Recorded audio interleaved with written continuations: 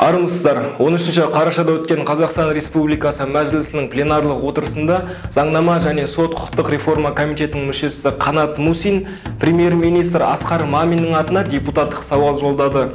Ол өз сөзінде есірткі айналымына қатысты екі қызықты мәлімдеме жасады. Ал ендеше бірге тексеріп көрейік.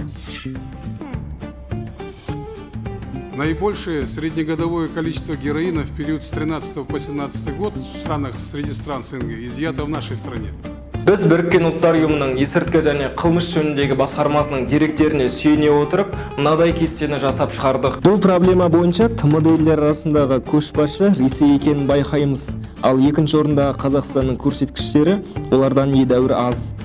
В Казахстане ежегодно изымается от 20 до 40 тонн различных наркотических веществ. Бұл мәліметті UNODC жасаған жиынтық кестеден де байқауға болады. 2013 жылдан бастап 2017 жылға дейінгі кезеңде UNODC анықтаған есірткінің барлық түрі бойынша Қазақстанда жыл сайын 28 тоннадан бастап 40,5 тоннаға дейін есірткі тәркіленді. Назарларыңызға рахмет. Фактчек сайтын оқып, видеоны бөлісіп, лайк басуды ұмытпаңыздар. Аман, сау болыңыздар.